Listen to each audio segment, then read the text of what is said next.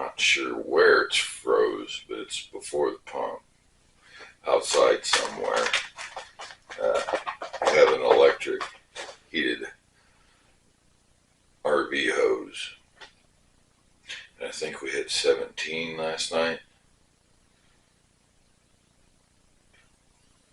So when you really need a non-freezing hose, it doesn't want to be a non-freezing hose. I think it was about 6 o'clock this morning I got up. Discovered that the water was froze.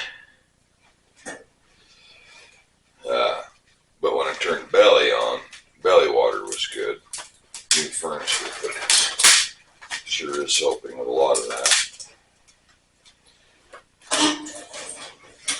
So just a little bit ago, Laura had me outside messing with the water, trying to get it going. Well, it still froze, even with the sun on it, and on an electric. Yep. Anyhow, so while I was out there doing that, I discovered it was still froze. Got all the compartments closed up and was headed back around the front end of the camper, and something caught my eye. And I wear glasses. I'm supposed to wear glasses. They're in bad enough shape. I see better without them. But anyhow, I come around the corner and something caught my eye. Like, what is that? And it looked different. I don't remember seeing it over there before. And I'm looking at it, and I thought, well, that's a critter. Nah, that ain't no critter. I don't have glasses on. That's nothing. And I kept watching and watching, and I never moved because it just set that it was something, you know. So I just kept watching, wasn't moving. And then it moved. It turned its head and then turned back to look at me. It was a cow elk. We've been here 11, 12 days, something like that. Haven't seen anything. Saw a jackrabbit right through the yard, and that's about it. But we haven't seen anything. Well, as soon as I seen that it was an elk, I started tapping on the camper wall, and Laura's inside. I'm trying to be quiet, not make a lot of movement. She's inside trying to get dressed for the morning, and I'm beating on the wall. Finally, she come out and got over to look, and so she got to see him. That was pretty awesome.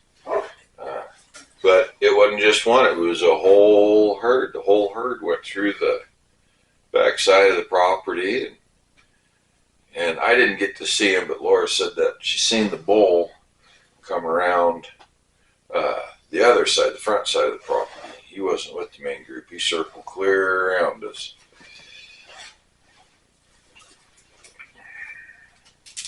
Cowboys just got done rebuilding the fence back there. Some fellas got a lease agreement for grazing, and he's putting cows out there. Well, they went through and rebuilt all that fence, all nice. Made it real nice fence.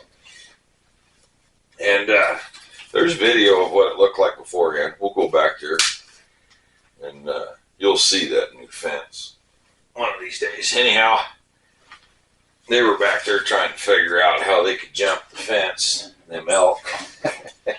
I know there's a hole over here somewhere, Margaret. But they messed around, played around back there for a little bit. And they did some circling, like a group of horses, lined up and hopped over the fence one at a time. It was pretty cool.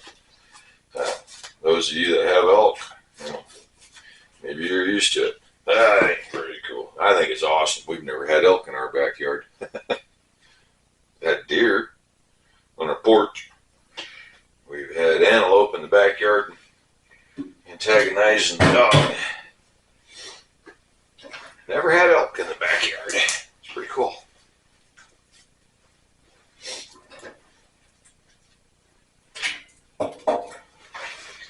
this morning, I'm late. I'm always late. I quit setting my alarm when we moved down here. So, I'm going to get a fire going. Got to get this thing warmed up. And then I think we're going to cook a little breakfast on top of this thing. Ouch. Well, by the time I get done screwing around, it's likely to be lunch.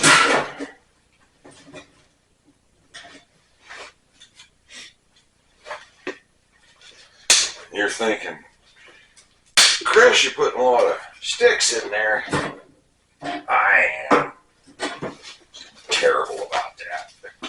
That's enough firewood. Well, the box ain't glowing red yet. We better put in more. Yep, you know how that goes.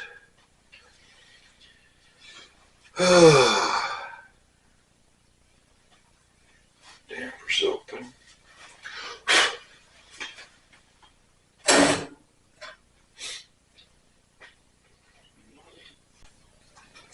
A friend of mine tells me that elk really like charcoal.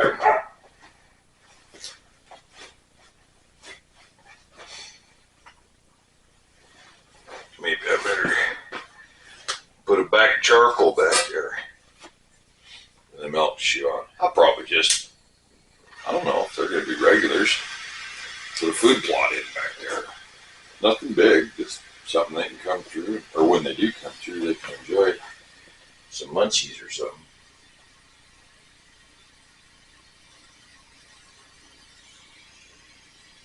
This is the official caveman way of starting a fire. This is how they did it, you know, back before time was invented.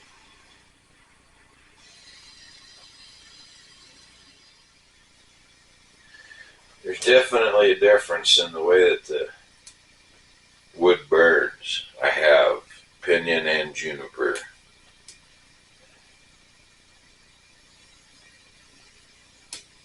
And they even break different.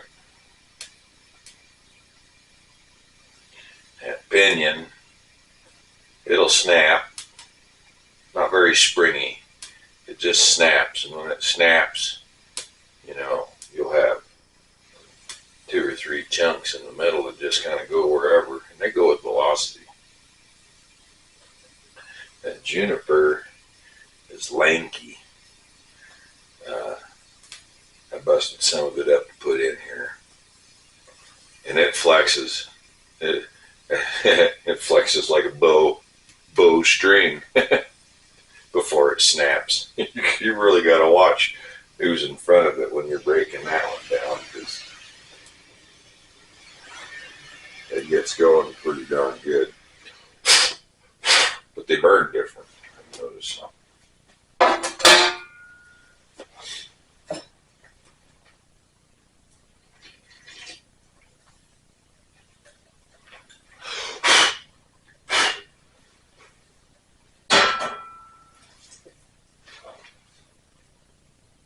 Look at that.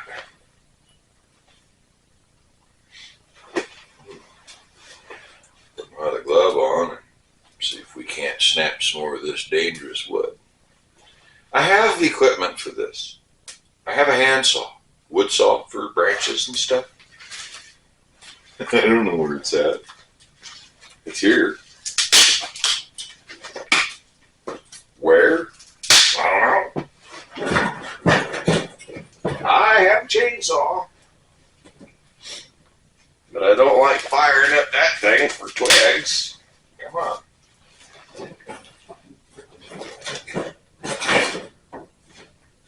Oh yeah.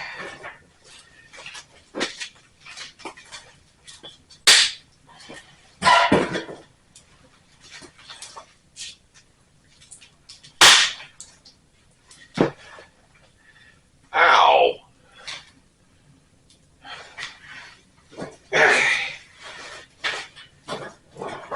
Make some coals.